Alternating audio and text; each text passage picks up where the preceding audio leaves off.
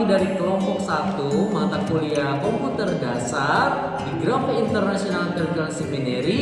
Ada saya Cio, Saya Pius. Saya Ana. hari ini kami mau wawancara dengan Rektor Grove International Theological Seminary dan pembahasannya adalah Tentang pertumbuhan gereja yang alkitabiah. Oke, sekarang kita langsung saja akan nemui rektor kita karena kita tadi sudah janji setelah makan siang kita akan wawancara. Yuk kita kesana.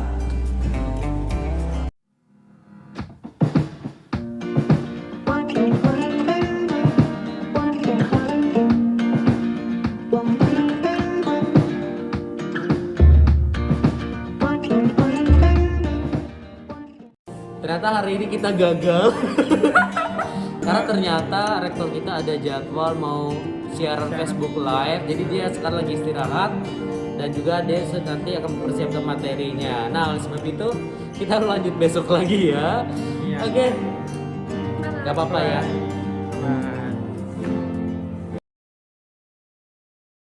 Dan sekarang kita mau wawancara kembali Pak Suyanto karena kita sudah janji kemarin nggak bisa, jadi hari ini bisa ya. Yuk kita wawancara sekarang.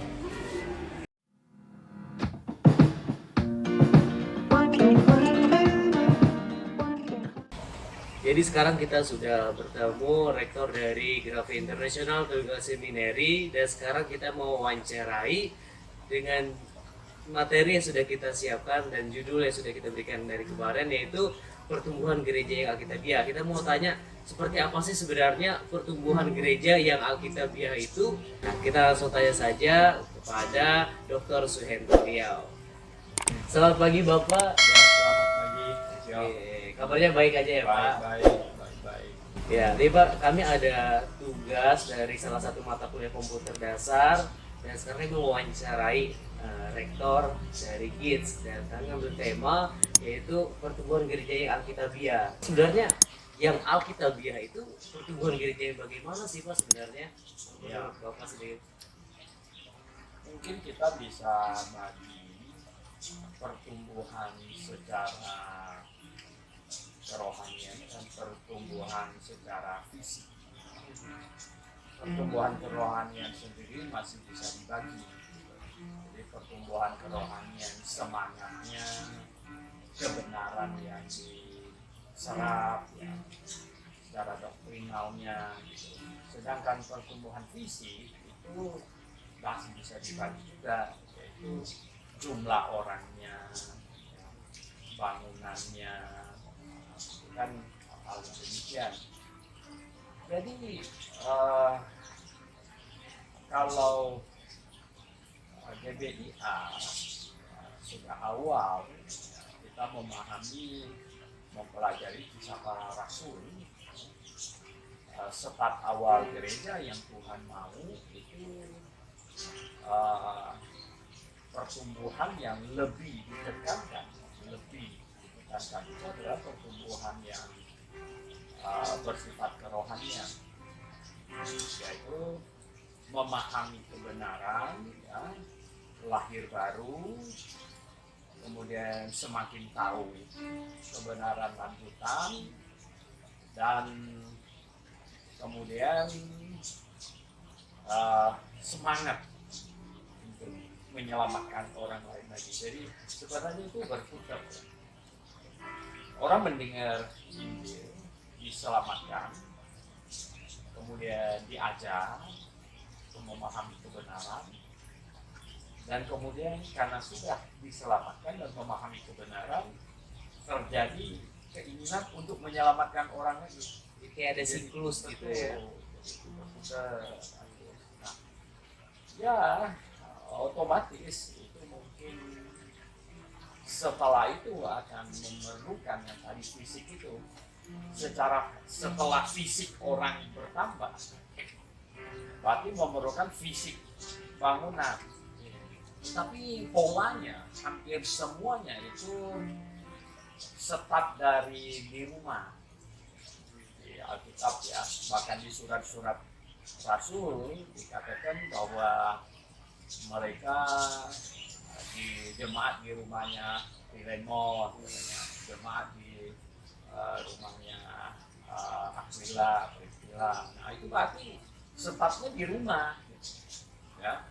Mungkin sampai rumah sudah tidak mampu nampung begitu, baru kemudian memikirkan untuk mencari tempat berkumpul yang lebih besar. Tetapi polanya kalau kita lihat di kisah para rasul atau bahkan di surat-surat kita dapatkan, itu stopnya di rumah. Dimulai dari rumah dulu, dan itu lebih kepada mengabarkan Injil terlebih dahulu ya. Betul. Nah, jadi memberitakan Injil secara person atau beberapa orang, dan orang itu diselamatkan, diajar, dan setelah diajar mereka mengerti, pasti timbul keinginan untuk mau menyelamatkan orang.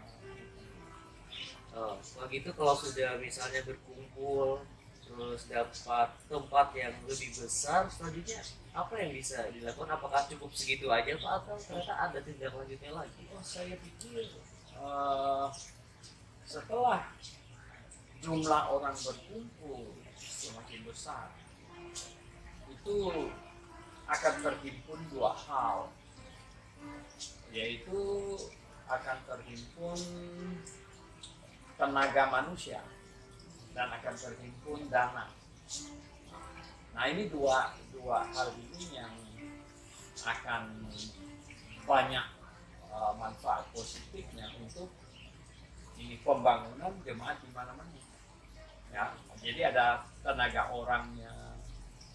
Oleh sebab itu kalau gereja sudah mampu, ya, bahkan ya persaudaraan antara gereja itu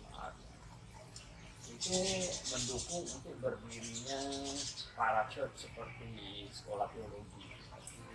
Karena dengan pengkaderan itu nanti kemudian akan kirim orang pergi keluar untuk bikin jemaat.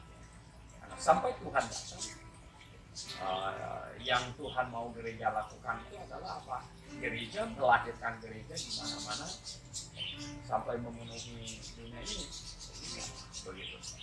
Oke, jadi kalau kita lihat itu polanya itu sangat sistematis sekali. Tapi kalau menurut pengalaman Bapak yang sampai sekarang ini, apakah ada banyak kendala atau beberapa kendala? Saya pikir begini, kendalanya itu adalah pada pemimpin itu sendiri. Pemimpin ya, karena nomor satu dia tidak paham. Terus pemimpin yang egois ya, motivasinya untuk kumpulkan duit, ya dong. Ya dia maunya sebesar mungkin gerejanya, sampai dia tidak mungkin bisa menghandle, bahkan tidak kenal dia punya jemaat. Intinya tuh begini, orang harus memahami dulu bahwa Tuhan tidak menghendaki gereja besar-besar, Tuhan menghendaki gereja banyak ada di mana-mana. Nah, ini yang harus dipahami dulu. Nah, kelihatannya banyak pemimpin itu malah bertentangan dengan keinginan Tuhan. Jadi bertentangan dengan keinginan Tuhan. Memang sih kalau gereja jadi besar ya kan jadi hebat gitu ya. Kalau begitu. Ya tetapi kalau terlalu besar dan cuma di satu lokasi itu tidak baik. Bukan yang Tuhan mau. Ya, jadi kita melihat bahwa gereja di Yerusalem sampai Kisah Rasul pasal yang ke-10, 11, padahal jemaatnya sudah ribuan, sangat banyak. Bayangkan hari Pentakosta saja 3.000-an orang bertobat, ditambah lagi 10 ribuan orang lebih malah. Tapi mereka tidak menginjil, ya. Sampai pasal 8 Kisah Para Rasul, udah Filipus pergi ke Samaria. Nah, sampai pasal 10 Petrus ke Kornelius. Baru pasal 12 itu akhirnya terjadi penganiayaan. Penganiayaan itulah yang membuat terpecah dan Injil diberitakan sampai ke Antioquia. Sebenarnya itu mereka bisa menangkap apa yang Tuhan suruh, yaitu bagiannya beritakan Injil kepada segala makhluk, jadikanlah sekalian bangsa murid-murid. Dan mereka tidak nangkap, mereka di Yerusalem saja. Nah ini kelihatannya banyak pemimpin kekristenan ikut-ikut apa yang terjadi di Yerusalem. Ya, jadi kalau kita lihat fenomena sekarang ini, orang banyak menilai kalau gereja bertumbuh itu malah berdasarkan yang utamanya bangunannya dan jumlah orangnya. Padahal ini belum tentu memastikan apakah mereka benar-benar memahami Injil yang benar dulu. Karena kalau sudah memahami Injil yang benar, secara otomatis orang yang mendengarnya dan sudah tahu, dia akan menginjili lagi dan semakin banyak orang diselamatkan. Inilah yang namanya bertumbuh. Ya, dan begini, ketika penekanan kepada jumlah fisik, ya, pertumbuhan fisik segala macam, maka pemahaman tadi itu akan jadi kacau, ya, dan itu akan merubah motivasi, ya, dan segala-galanya akan berubah, akan ikut berubah. Dan mereka tidak menekankan pengajarannya akan berputar ke bawah, ya, dan akhirnya keberadaan gereja itu hanyalah, kalau di Alkitab digambarkan seperti pohon yang tadinya sebenarnya biji sesawi berubah menjadi pohon beringin. Biji sesawi kan itu kan sawi kan sayur. Kalau berubah jadi pohon beringin itu jadi mutasi gen, berubah. Dan banyak burung pergi ke sana cari makan. Akhirnya gereja tempat cari makan. Ya. Nah, ini yang jadi masalah besar. Nah, GBIA dari start awal kita tidak mau hal demikian. Maka itu kita mau supaya berdiri gereja di mana-mana seluruh Indonesia bahkan seluruh dunia. Dan gereja, tiap-tiap gereja berusaha nomor satu adalah mensurvivekan dirinya. Ya. Karena kalau dia tidak survive, dia tidak mungkin mendirikan gereja yang lain. Iya. Jadi dia harus survive gitu. Ya kalau dia masih tergantung supply, bagaimana dia punya kekuatan untuk itu? Nah, jadi kita bikin gereja, ya. Kita bikin gereja seperti di Bekasi, di Salpong, mereka harus survive. Mereka harus mengajar kepada jemaatnya sesuai kasih persepuluhan. Mereka harus survive. Setelah mereka survive, mereka akan mampu mendirikan Lain gereja yang lain. Yang didirikan harus survive juga. Jadi ada penurunan ya gitu ya, diturunkan diri selanjutnya dan harus mandiri juga. Betul, ya. Nah, kita tidak mau pola selamanya tergantung. Karena kalau jemaat betul-betul setia kasih persepuluhan dan lahir baru, juga 30 orang itu sudah survive sekali. Sudah survive dan sudah bisa ekspansi malah. Sudah bisa ekspansi. Dari ini. Itu. Oke, terima kasih Pak. Jadi sebenarnya kalau kita melihat yang pertumbuhan gereja Alkitabiah itu sangat simpel sekali, nggak ribut-ribut harus bangunannya sebesar hotel gitu ya Pak. Nggak perlu ya. Nah, semoga kiranya teman-teman yang mendengarkan ini dapat mengerti tentang bagaimana sih sebenarnya pertumbuhan gereja Alkitabiah. Bukan sembarangan bertumbuh, tapi yang benar-benar secara Alkitabiah. Oke, terima kasih Bapak sudah menemani kami di wawancara kali ini. Semoga kiranya Bapak sehat selalu dan diberkati oleh Tuhan. Terima kasih. Dan Maranatha. Maranatha ya. Oke teman-teman, terima kasih kita telah selesai wawancara dan semoga kiranya apa yang telah kalian dengar bisa menjadi ilmu dan manfaat bagi kalian semua serta pengetahuan rohani kita. Kami mengucapkan sampai jumpa di video selanjutnya. Maranatha. Kita telah selesai wawancara dengan Rektor Grafe International Theological Seminary dan sekarang kami ingin pamit undur diri. Saya Cio. Saya Ana. Saya Pius. Sampai jumpa di video selanjutnya. Bye-bye. Dan akhir kata kami ucapkan Maranatha.